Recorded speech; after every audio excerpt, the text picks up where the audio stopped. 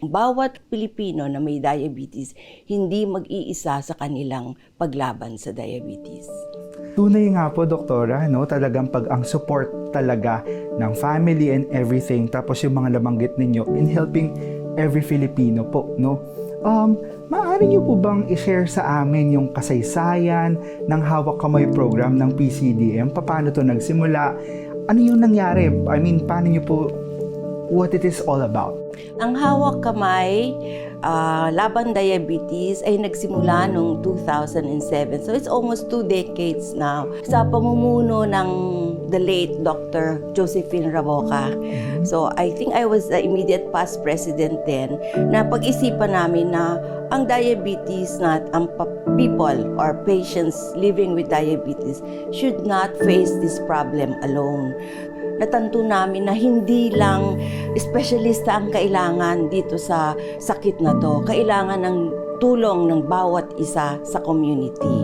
So we actually made alliance, collaborate, partnership with the barangays, with the Liga ng Barangay, with the local government units, with midwives, with nurses, and primary care physicians in every community. So meron kaming tinatag na Train the Trainers program.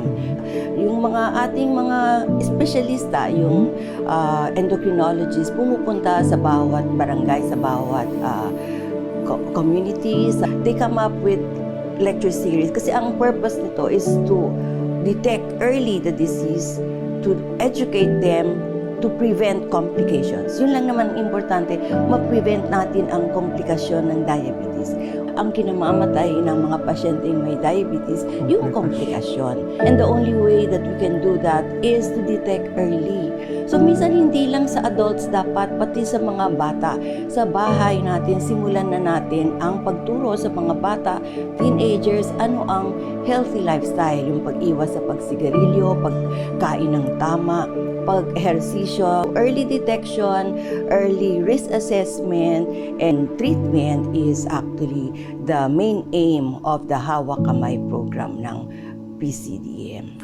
Napakaganda pala ng Hawak Kamay program, no? Parang pinapakita lang dito na hindi lang talaga sa parang sa konsulta, sa reseta or check-up, it's talagang going grassroots, talagang pupunta ka talaga sa bawat tahanan to actually help and modify and improve the diabetes care in the Philippines. Napakagandang programa, Doktora, and salamat para sa programang yon.